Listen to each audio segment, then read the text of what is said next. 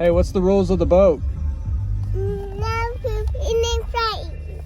That's right, no pooping and crying. Welcome back to the channel. This is my review of my 2013 Tracker Pro Guide V16. So I'm going to start by showing you the layout of the boat, and then I'll tell you some pros and cons since I've had this boat. Here's the captain's chair setup with the console. Real basic setup, but you've got your gauges, everything you need. You've got a windshield and a spot for a fish finder. We've got the Minn Kota powerdrive V2. This is what a lot of the trackers come with. It's a basic 12 volt, 42 pound thrust trolling motor, but on a 16-foot tin boat, it'll push it around pretty good. I mean, it'll get the job done.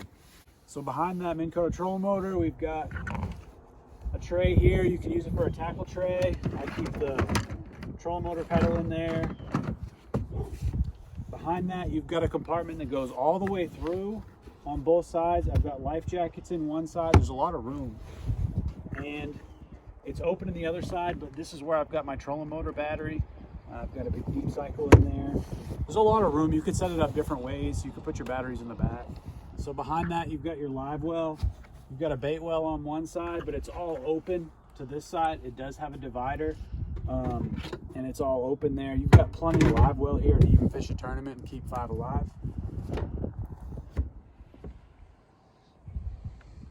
On the starboard side, you've got a compartment here. You can fit 7-foot rods in there. Your running lights fit in there. I've got an assortment of tackle and a life jacket. And then behind that, you've got another compartment here where you can put some tackle. On the port side in the back, this is where your battery tray is. That's your starter battery there to run the 60 horsepower Mercury. And on the port side, you've got a full size rod locker. I think you can fit over 7-foot, 7.5-foot rods in there. I've got probably 8 or 9. I bet you could fit 9 or 10 in there, depending on if they're spinning or casting. You've got this like VersaTrack system that runs around. You can put cup holders, rod holders. You can put things to hold your electronics. That goes the whole way around the boat. When it comes to pros and cons of this boat, number one pro would first be price. These trackers are very affordable, and there's a reason for that. They keep them pretty basic. It comes with a 60 horsepower Mercury 4-stroke, very reliable, uses almost no gas, but it's not the fastest boat on the market. The other pro would be versatility. When you have a V16 hull, there's a lot of room in there. Those deep V hulls for the size of the boat. And with the track system, you can add whatever you want to it. It's just kind of an open concept. Another pro would be if you have young kids. It's really nice to throw a life jacket on a young toddler and let them hang around in the middle of the boat and not have to worry about them jumping over the side in 2 seconds like a bass boat.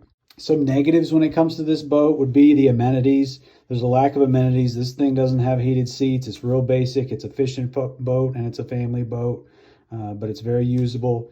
Another con would be the speed. It runs about 30 miles an hour with one guy. With empty live wells, you're looking at 28 miles an hour with people and your live wells full. Another negative would be handling in the wind.